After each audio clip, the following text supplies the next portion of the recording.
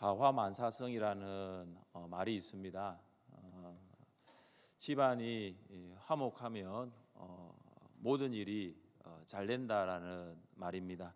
다시 말해서 가정이 행복하면 모든 일이 잘 됩니다. 모든 일이 잘 되는 조건에 이 가화만사성에서 가화가 있습니다. 가정에 행복이 있는 것입니다. 가정이 행복하면 만사가 잘 되는 것을 알고는 있는데 가정을 행복하게 하는 것, 또 가정을 행복하게 만드는 것은 쉽지가 않습니다. 우리가 만사가 잘 되는 것을 원한다면 먼저 가정을 행복하게 해야 합니다. 만사가 잘 되더라도 가정이 행복하지 않으면 화중지병입니다. 이 화중지병은 그림의 떡입니다. 그림에는 떡이 있지만 손으로 그 떡을 먹을 수 없음 같이 아무리 만사가 잘 돼도 가정이 행복하지 않으면 그 만사는 나와 상관이 없는 것입니다. 사랑하는 성도 여러분, 만사가 잘 되기를 원하십니까? 여러분의 가정을 행복한 가정으로 만들어 갈 수 있기를 바랍니다. 오늘 본문은 행복한 가정을 만드는 방법에 대해서 말씀하고 있습니다. 다시 말해 성경이 말하는 가화만사성입니다. 성경이 말하는 행복한 가정을 발견하여 여러분의 가정을 행복한 가정으로 만들어 갈 수 있기를 주님의 이름으로 축복합니다. 첫째, 성경이 말하는 행복한 가정은 여호와를 경외하는 가정입니다. 하나님을 경외하는 가정입니다. 하나님을 경외하는 가정, 세상에서 가장 행복한 가정입니다. 하나님을 경외하는 가정, 만사가 잘 되는 가정입니다. 아멘입니까? 이 굉장히 중요합니다. 제가 오늘 설교 제목을 행복한 가정이라고 하지 않고 성경이 말하는 행복한 가정이에요. 그래서 오늘 대지도 3대지로 나가는데 성경이 말하는 행복한 가정이에요. 그래서 오늘 이것을 분명히 해야 할 필요가 있는 거죠. 다시 한번 묻습니다. 하나님을 경외하는 가정이 가장 행복한 가정이고 하나님을 경외하는 가정이 만사가 잘 되는 가정인 줄 믿으십니까? 이게 분명히 해야 되는 거예요. 세상이 말하는 행복한 가정은 돈이 많은 가정이 될 수도 있습니다. 그러나 세상에서 가장 행복한 가정은 하나님을 경외하는 가정입니다. 세상에서 가장 행복한 가정은 좋은 집에서 사는 가정이 아니라 하나님을 경외하는 가정입니다. 세상에서 가장 행복한 가정은 노후 대책을 잘 세워놓은 가정이 아니라 하나님을 경외하는 가정입니다. 아멘입니까? 이걸 분명히 하십시오. 세상에서 가장 행복한 가정은 하나님을 경외하는 가정이다라는 거예요. 우리 함께 1절을 읽겠습니다. 여호와를 경외하며 그의 길을 걷는 자마다 복이 있도다. 아멘. 그의 길, 주의 말씀입니다. 하나님을 경외하는 가정은 말씀을 따라 삽니다. 말씀을 따라 사는 가정은 행복한 가정입니다. 이것은 세상이 말하는 기준이 아니라 하나님께서 제시하시는 행복한 가정의 기준입니다. 내가 오늘 내 행복을 위하여 내게 명하는 여호와의 명령과 규례를 지킬 것이 아니냐. 신명기 10장 13절. 행복인데 그 행복의 조건이 뭐죠? 여호와의 명령과 규례를 지킬 것이 아니냐. 하나님은 가나안 땅에서 살아갈 이스라엘 백성들이 행복하기를 원했습니다. 하나님은 가나안 땅에서 살아가게 될 이스라엘 백성들의 가정이 행복한 가정 되기를 원했습니다. 그래서 하나님이 이것이 행복이다라고 말씀하시는 것이 있는데 그것은 하나님의 명령과 하나님의 규례입니다. 가나안 땅에는 광야와는 비교할 수 없는 비옥한 땅이 펼쳐져 있습니다. 가나안 땅에는 광야와는 비교할 수 없는 아름다운 성읍이 있고 집들이 절비합니다. 이스라엘 백성이 가나안에 들어가 살면 그들은 가나안 사람들이 생각하는 행복의 기준을 따라갈 수 있는 것을 하나님이 아셨습니다. 물질, 땅, 건물 이런 것에 현혹될 수 있다는 것을 하나님이 아셨습니다. 그래서 하나님은 이스라엘 백성들에게 가난한 사람들의 행복의 기준이 결코 너희들의 행복의 기준은 될 수 없다라고 말씀하시는 거예요. 하나님의 명령을 따라 살아가는 성도, 하나님의 말씀을 따라가는 그 가정이 행복한 가정입니다. 세상이 말하는 이 행복의 기준은 늘 바뀝니다. 여러분, 우리가 얼마의 돈이 있어야 행복할 수 있을까요? 제가 어릴 때는요, 한 1억 정도만 있으면 행복하다라고 했던 것 같아요. 1억, 그때는 1억이 엄청 컸거든요. 지금은 좀 달라진 것 같아요. 10억일까요? 100억일까요? 앞으로 가면 갈수록 점점 더 이 액수로 늘어나겠죠. 저 어릴 때는 1억이었어요. 여러분, 과연 10억을 소유한들, 100억을 소유한들 행복할까요? 몇 평에 살아야 행복할까요? 28평? 34평? 40평일까요? 어떤 차를 타야 행복할까요? 국산차, 외제차, 세단, SUV? 어떤 차를 타야 행복할까요? 가장 좋은 차를 타고 가장 큰 평수에서 노후 걱정 없이 사는 것이 정말 행복할까요? 네, 행복합니다. 세상의 기준에서는 행복합니다. 그러나 세상에서 말하는 행복의 기준은 늘 변합니다. 얼마 전 재산세 납부 영수증이 필요하다고 하여서 제가 재산세 납부 영수증을 발급받았는데 재산세가 0원이었습니다. 물론 제가 재산이 없다는 것도 알고 있었지만은 재산세 납부 영수증은 국세청에서 제게 재산이 없다는 것을 확실하게 증명하는 서류였습니다. 이 재산이 없는 저를 세상의 기준에서 보면, 아니 이제 나이가 이제 50이 다 되어 가는데 아직도 재산이 없습니까? 라고 하면은 저 참 불행하다고 생각할 수 있습니다. 근데 저는 한 번도 제가 불행하다고 생각한 적이 없습니다.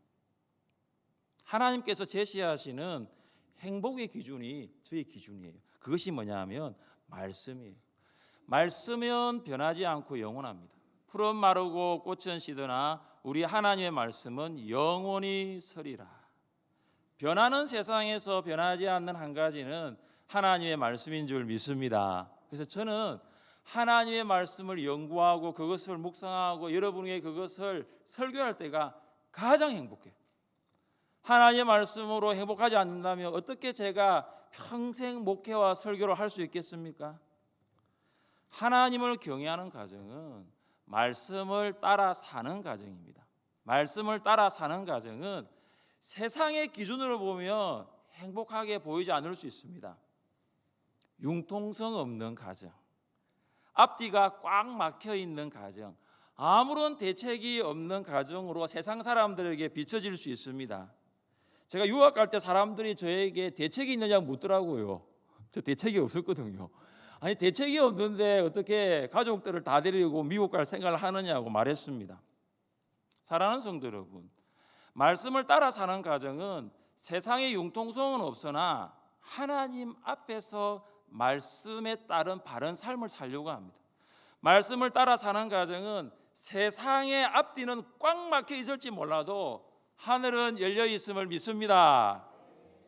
말씀을 따라 사는 가정은 세상에서는 아무 대책이 없는 것 같아요.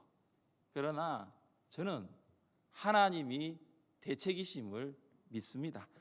말씀을 따라 사는 가정은 하나님 앞에 살아갑니다. 말씀을 따라 사는 가정은 하늘이 열려 있다는 것을 고백하는 거예요. 말씀을 따라 사는 가정의 유일한 대책은 하나님이십니다. 하나님은 이스라엘 백성의 가정이 말씀을 따라 사는 가정이 되기를 간절히 원했습니다. 오늘 내가 내게 명하는 이 말씀을 너는 마음에 새기고 내 자녀에게 부지런히 가르치며 집에 앉았을 때든지 길을 갈 때든지 누워 있을 때든지 일어날 때든지 이 말씀을 강론할 것이며 너는 또 그것을 내 손목에 메어 기호를 삼으며 내 미간에 붙여 표로 삼고 또 내 집 문설주와 바깥문에 기록할지니라. 부모 세대가 먼저 말씀을 마음에 새기고 자녀 세대에게 그 말씀을 부지런히 가르치십시오. 온 가정 암송대회 준비했는데 연기했습니다. 이것은 하는 것에 의의를 두려고 이 대회를 계획한 것이 아니에요. 이것은 우리 하늘샘교회의 전 가정이 조부모 세대 혹은 부모 세대부터 자녀 세대가 말씀을 함께 암송하기 위해서 이 대회를 했습니다. 우리 하늘샘교회가 기백 명의 가정이 되는데 신청한 가정은 고작 4가정. 그래서 제가 연기했어요. 이거는 지금 하는 것이 아니다. 2주 연기를 더 하자. 2주간 시간을 더 드리고 범위도 줄이자. 그래서 오늘 설교 본문 128편도 아마 그 본문 범위에 들어갈 거예요. 지금 제가 말씀드렸던 신명기 6장 6절부터 9절까지도 아마 그 본문에 들어갈 거예요. 그러니까 우리 하늘샘교회의 가정이 우리 올해는 좀 부모와 자녀와 조부모 세대가 말씀을 암송하자 그렇게 한 거예요. 부모 세대와 자녀 세대가 말씀을 마음에 새기는 가정, 그 가정이 행복한 가정이에요. 부모와 자녀가 함께 말씀을 암송하는 가정, 분명히 그 가정은 하나님을 경외하는 가정이고 말씀을 따라 사는 가정인 줄 믿습니다. 말씀을 따라 사는 가정은 행복한 가정입니다. 세상의 기준이 아니라 하나님의 기준으로 돌아가서 사십시오. 세상을 행복과 불행의 기준으로 삼지 말고 말씀을 행복과 불행의 기준으로 삼고 말씀을 따라가십시오. 변하는 세상에서 변하지 않는 말씀으로 기준을 삼고 사는 가정이 행복한 가정입니다. 말씀을 따라 사는 가정이 행복을 누립니다. 가정의 행복은 하나님을 경외하고 말씀을 따라 사는 것에서 출발합니다. 말씀을 따라 삶으로 성경이 말하는 행복한 가정 만들어갈 수 있기를 주님의 이름으로 축복합니다. 둘째, 성경이 말하는 행복한 가정은 하나님의 은혜로 형통합니다. 2절입니다. 내가 내 손이 수고한 대로 먹을 것이라. 내가 복되고 형통하리라. 행복한 가정은 손으로 수고하는 가정입니다. 시인은 사람의 지체 중에서 특별히 이 손의 역할을 주목합니다. 우리는 직접적으로 손을 이용해서 일을 할 수 있고 간접적으로는 손으로 도구를 잡고 일을 합니다. 강단의 꽃꽂이를 매주 이렇게 미아보 지사님들께서 하시는데 손을 사용해서 하셨을 거예요. 또 간접적으로는 가해와 같은 도구로 일을 하셨을 것입니다. 사도 바울은 직접 손을 이용하거나 간접적으로 도구를 사용하여 텐트를 만들었습니다. 바울은 서신 곳곳에서 이 손으로 수고할 것을 권면하고 있습니다.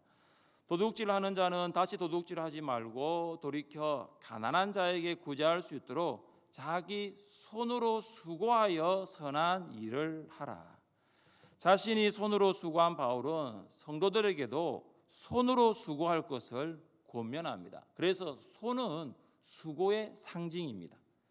수고하지 않으면 얻어지는 결과물이 없습니다. 손으로 수고하여 얻는 결실이 복입니다. 그런데 사람들은 손으로 수고하지 않으려고 합니다. 손의 수고 없이도 소득을 얻고자 합니다. 여러분, 손으로 수고하지 않고도 얻는 소득, 이것이 어떤 소득입니까? 4글자, 불로소득이죠. 직접 일하지 않고 얻는 수익을 말합니다. 대표적 불로소득은 부동산 소득입니다. 부동산이 좋다는 건 이젠 초등학교 유치원 아이들도 아는 사실입니다. 초등학교 아이들의 장래 희망을 물어보면 뭐죠? 건물주가 희망입니다. 손으로 일하지 않고 그냥 건물에서 나오는 새 받아 살겠다는 거죠. 이것은 오늘 시인이 말하는 내 손이 수고한 대로 먹을 것이라는 것과 완전히 다릅니다. 행복한 가정은 손으로 수고합니다. 과거에는 남편과 아내 중 한 사람이 직장을 다니면서 수고하는 외벌이가 많았다면 지금은 남편과 아내가 함께 직장을 다니는 맞벌이 부부가 더 많아지고 있습니다. 정규직과 비정규직, 풀타임과 파트타임으로 일을 합니다. 주야간 교대로 일하며 잔업과 주말에도 출근합니다.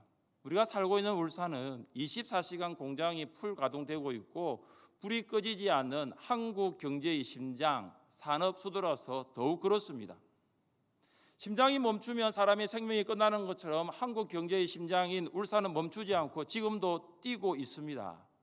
새벽부터 오후까지, 오후부터 새벽까지 쉬지 않고 수고합니다. 우리 성도들의 삶을 보면 그렇습니다. 정말로 쉬지 않고 수고하고 있습니다. 그런데 안타까운 것은 수고와 형통은 반드시 같지 않다라는 것입니다. 2절 하반절을 보십시오. 2절 하반절에는 내가 복되고 형통하리로다. 수고한다고 하여서 반드시 형통하지는 않습니다. 수고가 형통을 보장하는 것은 아닙니다. 복되고 형통하다는 말은 우리의 수고에 하나님의 은혜가 더해져야 한다는 것입니다. 우리가 해야 할 것은 수고입니다. 당연하게 수고하여서 일을 해야 합니다. 그러나 우리의 수고가 자동적으로 열매를 맺는 것은 결코 아닙니다.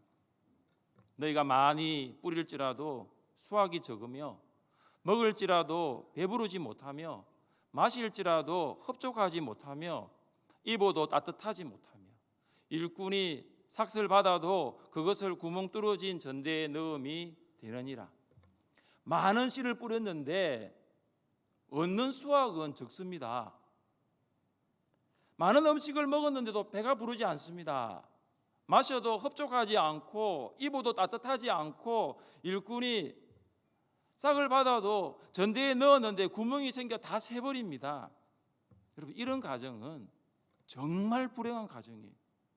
수입보다 지출이 많아지게 되고 들어오는 것보다 나가는 것이 많아지게 되고 쌓이는 것이 아니라 새어나가는 것이 더 많은 거예요. 그래서 하나님의 은혜가 우리에게 필요한 것입니다. 하나님의 은혜 없이는 살아갈 수 없는 것입니다. 하나님이 도와주지 아니하시면 우리의 수고는 헛수고가 될 수 있고 하나님의 은혜가 우리에게 없으면 우리의 손은 빈손이 될 수 있는 거예요. 우리의 수고에 하나님께서 도와주시는 은혜가 더해질 때에 그 결과가 형통입니다. 우리 함께 말씀을 읽어보겠습니다. 여호와께서 집을 세우지 아니하시면 세우는 자의 수고가 헛되며 여호와께서 성을 지키지 아니하시면 파수꾼의 깨어 있음이 헛되도다. 아멘. 하나님이 집을 세워주지 아니하면 집을 세우는 사람의 수고는 헛됩니다.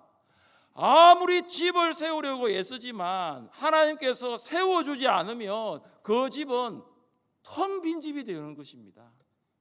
사랑하는 성도 여러분, 성경이 말하는 행복한 가정은 열심히 일을 하는 가정이에요. 수고하는 가정이에요. 그리고 그 수고한 것 위에 하나님의 은혜가 더해집니다. 우리가 아무리 수고하고 노력하여도 하나님이 도와주시는 은혜가 없으면 빈손이 되고 헛수고가 됩니다. 그래서 정말로 수고하고 열심히 일한 성도의 고백은 뭐냐 하면 이 모든 것은 하나님의 은혜입니다. 내가 수고하였고 내가 힘쓰고 애썼지만 하나님의 은혜를 주셔서 형통하게 되었습니다. 이 고백을 하는 것입니다. 시인은 행복한 가정은 하나님의 은혜로 형통한다는 것을 말한 후에 그 가정의 행복을 두 그루의 나무로 묘사하고 있습니다. 우리 3절을 함께 읽겠습니다. 내 집 안방에 있는 내 아내는 결실한 포도나무 같으며 내 식탁에 둘러 앉은 자식들은 어린 감람나무 같으리로다. 아멘. 두 나무가 나옵니다. 시인은 아내를 결실한 포도나무에, 자녀를 감람나무에 비유합니다. 그럼 포도나무, 감람나무, 이스라엘 백성들이 정말로 좋아하는 나무들입니다. 포도나무는 열매가 많고 그 열매가 달고 아름답고 참 귀합니다. 여러분, 포도나무 그 자체는 참 연약하게 보이지만 그 포도가 만들어내는 그 열매와 포도주는 정말로 귀합니다. 그래서 포도주는 잔치집, 특별히 혼인잔치에서는 반드시 필요한 것입니다. 가정에 포도나무와 같은 아내가 있다는 것은 그 가정이 곧 잔치집과 같다는 것입니다. 아내의 따뜻한 미소와 격려가 있는 말 한마디는 삭막한 가정이 따뜻하고 기쁨이 넘치는 잔치집으로 바뀝니다. 사랑하는 남편 성도 여러분, 여러분의 아내가 이 포도나무와 같은 이 잔치집과 같은 여러분의 아내이기를 바랍니다. 아멘. 예, 그래야 집에 들어가고 싶잖아요. 왜냐? 아내가 맞아주잖아요. 포도나무와 같은 아내, 잔치집 같은 아내. 감람나무는 수천 년을 살며 세월이 갈수록 좋은 열매를 맺습니다. 감람 열매로 만들어진 이 감람류, 성막을 밝히는 기름으로 사용됩니다. 제사장들은 감람류를 등대에 채우고 불을 밝히고 그리고 난 다음에 어두워진 성막이 환하게 된 이후에 성막에서 일을 합니다. 가정에 이 감람나무와 같은 자녀들이 있다는 것은 가정이 곧 천국이라는 거예요.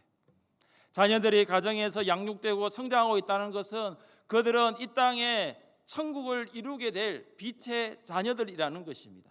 이 세상이 아무리 어두워도 감람나무와 같은 자녀들이 있으면 그들이 세상을 환하게 밝히는 하나님의 자녀가 될 줄 믿습니다. 한번 그려보세요. 하루 종일 수고하고 집에 들어왔는데 포도나무와 같은 아내가 있고 감람나무와 같은 자녀들이 식탁에 둘러앉아 함께 식사하고 찬양하고 성경을 읽고 기도하고 대화하며 천국을 만들어가는 거죠. 그거 한번 만들어가 보고 있습니까? 그거 한번 해보셨습니까? 가정예배 들어보셨어요? 정말로 한 가족이 식탁에 둘러앉아서 함께 둘러앉아서 찬양하고 기도하면서 공감하면서 대화하면서 격려하면서 그런 축복된 가정 예배를 드려보신 적이 있습니까? 잘 모르시면 오늘 식사하시고 카페 3층 가시면 됩니다. 영상도 보여드릴 것이고요. 가정 예배와 관련된 책도 소개할 것입니다. 여러분의 가정이 행복한 가정 될 수 있기를 바랍니다. 손으로 수고하여 하나님의 은혜로 형통하는 가정이기를 주님의 이름으로 축복합니다. 셋째, 성경이 말하는 행복한 가정은 복을 흘러보냅니다. 오늘 본문 1절과 2절 그리고 4절을 계속해서 보시면 1, 2, 4절에서 나타나는 단어가 있는데 복이에요. 하나님은 하나님을 경외하는 가정, 말씀을 따라 사는 가정에게 복을 주십니다. 하나님은 손으로 수고하는 가정에게 은혜로 복을 주십니다. 그래서 하나님을 경외하는 가정은 복받는 가정입니다. 4절은 여호와를 경외하는 자는 이같이 복을 얻으리로다.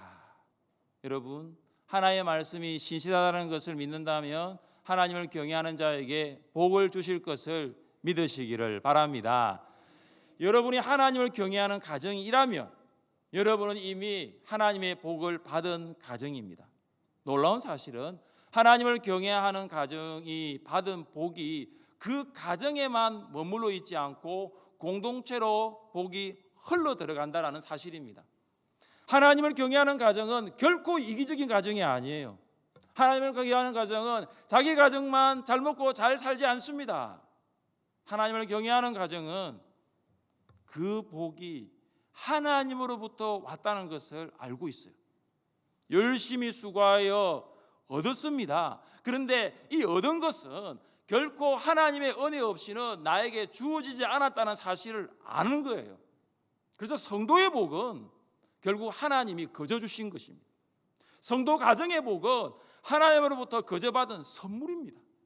진실로 성경이 말하는 행복한 가정은 하나님으로부터 온 거저 받은 복을 세상과 나눌 수밖에 없다는 것을 알고 있는 가정입니다. 그래서 시인은 이렇게 기도합니다. 우리 함께 5절과 6절을 읽겠습니다. 여호와께서 시온에서 내게 복을 주실지어다. 너는 평생의 예루살렘의 번영을 보며 내 자식의 자식을 볼지어다. 이스라엘에게 평강이 있을지어다. 아멘. 시온, 예루살렘, 이스라엘 공동체를 말합니다. 시인은 그의 가정이 이 공동체를 떠나 존재할 수 없다는 것을 알았습니다. 그래서 행복한 가정에게 주신 복은 시온으로, 예루살렘으로, 이스라엘로 흘러가기를 기도한 것입니다. 하나님은 행복한 가정이 받은 복을 그 가정에만 머물지 않고 공동체로 흘러 들어가기를 원하십니다. 행복한 가정의 복이 공동체로 흘러 들어가면 공동체가 복을 받고 공동체가 번영하고 공동체가 평강을 누리는 것입니다. 사도행전의 저자 누가는 신약의 많은 가정들 중에 한 가정을 주목하고 있는데 그 가정이 고넬료의 가정입니다. 고넬료는 로마 장교로서 가이사라에 파견되어 이스라엘을 지배하던 점령군이었습니다. 그러나 그는 여타 많은 군인들과 다른 점이 있었어요.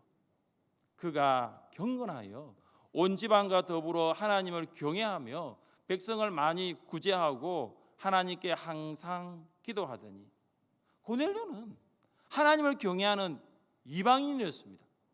이방인 중에 어떻게 하나님을 경외할 수 있을까요?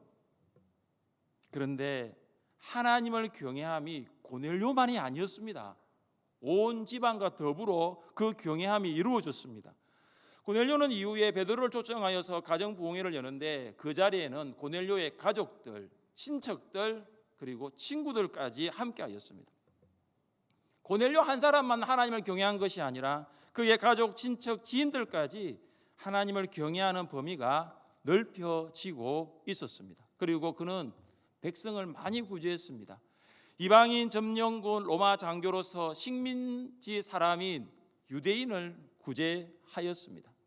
하나님을 경외함이 이웃 사랑함으로 나타난 것입니다. 하나님을 사랑하는 것이 이웃 사랑으로 흘러 들어간 것입니다. 사랑하는 성도 여러분, 성경이 말하는 행복 무엇일까요? 성경이 말하는 행복한 가정 어떤 가정일까요? 성경이 말하는 행복은 하나님을 경외함입니다. 성경이 말하는 행복한 가정은 하나님을 경외하는 가정, 하나님의 은혜로 형통하는 가정, 복을 흘러보내는 가정입니다. 성경이 말하는 행복한 가정 만들어갈 수 있기를 주님의 이름으로 축복합니다. 우리 자리에 함께 일어나 찬양합시다. 화려하지 않아도